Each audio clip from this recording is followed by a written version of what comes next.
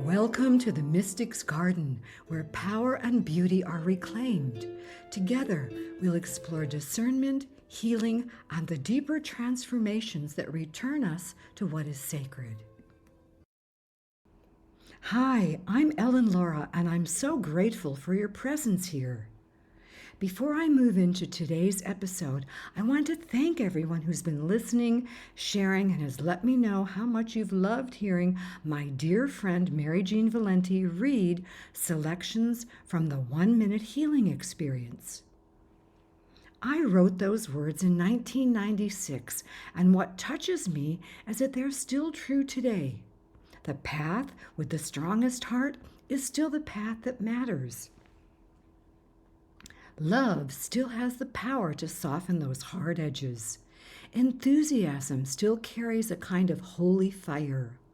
And silence still opens a door when we stop trying to push our way through. And yet, as I listened again, something else struck me. I found myself wondering why those exquisite healing moments can seem so rare and elusive. I could certainly use one of those miraculous, blissful moments that sweep away pain and confusion, and preferably before Bella needs another emergency visit from the vet. But I've learned that those moments arrive as grace. We can keep our hearts turned toward the sacred.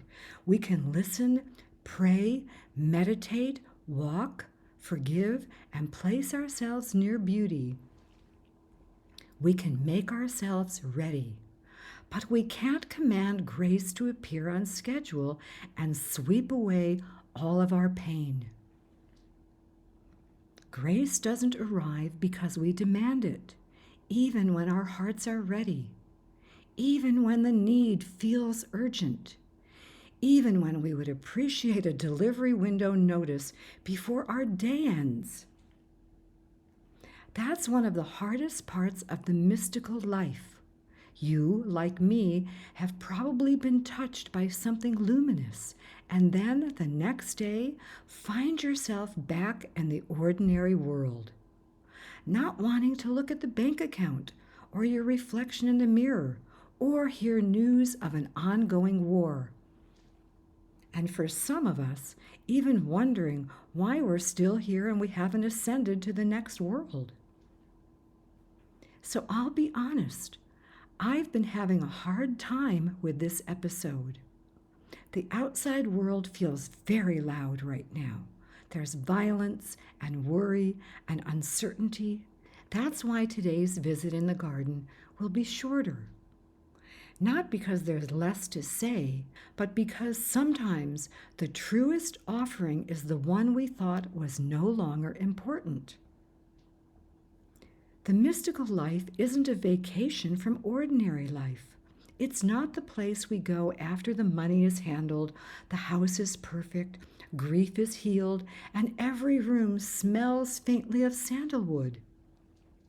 The mystical life begins right here inside the contradiction, and it begins when the bills are real, the fear is real, the cat is purring, and something unseen is still tapping on the glass. The mystical life begins here at the kitchen table, not above it. When I first felt called to offer this podcast, I thought of it as a way to bring a healing frequency into the world. And it is still that, because I believe the voice carries something more than breath. A story and a voice carry something. The right words spoken at the right time can enter our lives differently than information written on the page.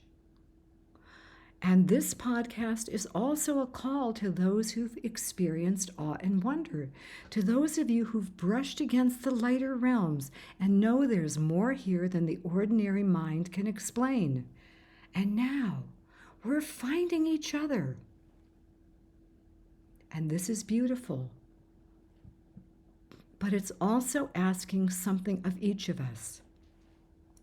It's asking you to come out of your private garden and let yourself be seen. Yes, that can feel tender, and it can even feel dangerous, especially if we've learned to protect the mystical part of ourselves because it was misunderstood, mocked, or dismissed. And so today, instead of forcing myself into recording for 30 minutes, I'm returning to the little book that began speaking again through MJ's voice. The 1-minute healing experience was written almost 30 years ago. I dedicated the book to the man I was married to at the time. We'd been together almost 17 years, and he was deeply moved by the words I wrote about him. We lived in a home I loved, a home filled with beauty, books, cats, and daily visits from a swan who glided to our patio as though she had been sent by some graceful emissary from the unseen worlds. But as beautiful as that home was, the marriage had cracks. The cracks were felt in the kitchen, where we rarely enjoyed a meal together. They were felt in the bedroom, where intimacy had become rare. They were felt in the quiet places where we tried to convince ourselves that love, gratitude, history, and loyalty were enough to hold together what was coming apart. Some of you know this place. You may be living with a person who was once a beloved partner, and now you're facing not only the possible loss of the relationship, but the loss of the home, the rhythm, the identity, and the dream you've built around it. That isn't something small. The home holds a memory. The body knows what's leaving before the mind can explain it. And for me, as the warning signs grew louder, I tried to convince myself to stay. He was loyal. He was the most generous person I'd ever met. He'd come into my life carrying his own grief and his own dreams, and I wanted our life to reflect the story I'd written. A story about two people touched by loss, finding healing, devotion, and joy that would last for the rest of our lives. But that wasn't what happened. When the marriage ended, I felt that mix of emotions that arrives at the completion of something that had become very heavy. Relief, hope, fear, courage, sadness. And as time passed, another thought came. What about the book? How could I promote a book about finding a man who loved God as much as I did when the marriage had ended? How could I speak of a healing love when that chapter was gone? I thought I would look like a fraud, and I felt like one. So, for a while, I put the book away. But the truth was more complicated than that. The love had been real, the healing had been real, but the ending was real too. One truth does not erase another. And then, as if summoned by some mysterious force, another man arrived in my life. Not quietly, with the presence and magnetism you often see on the big screen. Some of you have heard me speak about this man. I've written about him. Some of you have even met him, the shaman who lived in Calico Basin. And when he saw the book, he said something that startled me. He told me I was wrong. It didn't take a minute to heal. He said healing occurs in 1/1,000,000,000th of a second. Now, I don't need you to agree with this as a scientific statement. That isn't what I'm offering here. What mattered was the force of what he was saying. Healing is not always a long, dramatic process that announces itself after you've spent months inside of a doctor's office. Sometimes it comes as a flash of grace that changes your entire life. And that was the beginning of my bond with him, because I'd experienced that. And that's why I revised the little book and brought more of his message into it. The path with the strongest heart, the healing frequency, the possibility that the body and soul remember a wholeness we haven't fully lost. And that's why I want to share one more excerpt from that book with you today. Not because I have everything sorted out, not because joy is blooming effortlessly in my living room while the world isn't behaving itself. I'm sharing it because I want us to remember what it feels like when a true healing moment arrives and to be gentle with ourselves until it does. Some things leave before we're ready. Some homes, marriages, dreams, and identities dissolve while we're still trying to make them sacred enough to stay. And sometimes, in the middle of that loss, something mysterious touches us. And that touch matters. The healing may not sweep away every problem. It may not fix the bank account, stop the war, calm the body, or convince the cat that yesterday's food is still acceptable. But it can remind us that we are not only confusion, we are not only chaos, we are someone and something with a life that is still alive and ready to be touched. So the new moon message I'm offering today is a reminder that grace still knows where to find us. So here again is my dear friend Mary Jean Valente, the one who's been with me through marriages, funerals, divorces, endings, beginnings, and more chapters than either of us probably expected, reading from the 1 Minute Healing Experience. The 1 Minute Healing Experience, Evolution of the Healing Frequency, written by author Ellen Laura and narrated by the healing voices of Mary Jean Valente and Tom Johnson.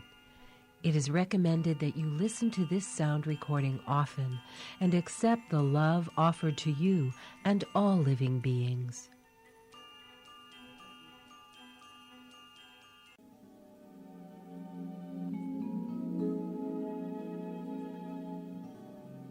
Chapter 4, Recognizing a 1 Minute Healing Experience. A 1 Minute Healing Experience is significantly more beneficial and brings more energy and renewal than a dry mental concept or a warm, fuzzy feeling. This experience involves a tangible shift in consciousness that transforms behavior, skills, beliefs, values, and identity. At times, there may be a feeling of bliss or rapture in and around the body. Some people experience a warmth and lightness that brings deep peace or cleansing tears. Others feel the atmosphere around them becoming charged with electrical currents. This change in personal atmosphere is highly significant because it marks the experience as much more than an intellectual insight or an aha. If we look up toward the sky and see enormous dark clouds blocking the sun, it is obvious that a powerful force must shift the clouds before sunshine can fill the sky. A change in our personal magnetic atmosphere precedes outer change. Now that you understand that inner feelings must change, remember the life force flowing through your physical body carries power. Take a moment to practice what this feels like. Lift your head upward and lengthen your spine. When we sit or walk and have our eyes cast downward, we are denying our spiritual majesty. Instead of habitually looking down, look up at the sky. You will find negative thoughts fly away from you while looking upward. The negative thoughts are like caged birds set free. Next, change the way you breathe from weak to powerful and change the focus and direction of your gaze from down to up. Begin to consider what goes on behind your eyes instead of merely looking at what is before you. Remember that the breath and the eyes connect us to powerful energies. Attempting to change behavior without a shift in the inner atmosphere and physiology leads to frustration. Our inner atmosphere is an intricate pattern of physical armoring, beliefs, feelings, and thoughts about our worth and value and our purpose for living. Our inner being, the spirit within, is able to impregnate the atmosphere with bliss, wisdom, and courage. Change your physiology and you change your life. This is preparation for changing self-defeating patterns of thought. A story about Lord Buddha illustrates the power of our magnetic atmosphere. Lord Buddha performed many spiritual disciplines, and one of these consisted of maintaining silence, both inner and outer. Many learned teachers and scholars wanted to disturb his silence and hold debates with him. But the atmosphere about Buddha was so charged with his silence that the moment these scholars entered his atmosphere, they would forget all about their plan to have a debate with him, and they would become silent. They would sit silently in the presence of Buddha and come back uplifted. Such is the effect of atmosphere. Take care and charge your atmosphere with beauty and majesty. 1-minute healing experiences awaken us in many ways. You recognize that a draining pain or burden has vanished and doesn't return. You feel a great generosity of spirit. You find yourself not trying so hard. You are more aware of your personal boundaries, and you won't allow people to parasite your time or your energy. You stop making promises you can't keep to yourself and others. Your desire to manipulate, control, and change others diminishes and eventually fades away. Insecurity and impermanence are no longer enemies. You say goodbye to the victim-martyr drama syndrome. You stop tolerating and start living. You are kinder to yourself and others. Self-criticism and prejudice dissolve. You know how to balance a soft heart with a sharp head. You develop a finely tuned awareness to all shifts in atmosphere.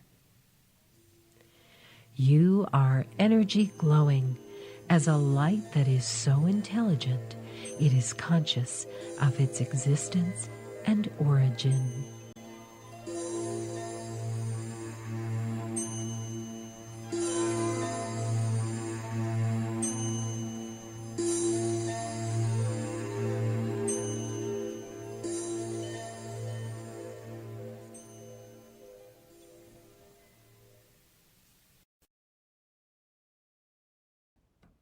This is where I want to leave us today, reflecting on the healing frequency, to what keeps your heart open and your mind clear and sharp. Take some time for yourself. Reflect on how to remain open when grace arrives. And I'm here with you, making room for those tender moments. Let's stay close to the sounds, people, animals, memories, and those moments that invite awe and wonder. And a very special thanks to those of you who've commented and shared this podcast. Your presence, your words, and your willingness to pass this along are helping gather momentum that's needed to bring more love into the world. If you'd like more of what I offer, you'll find my stories, books, and essays on Substack and my personal website.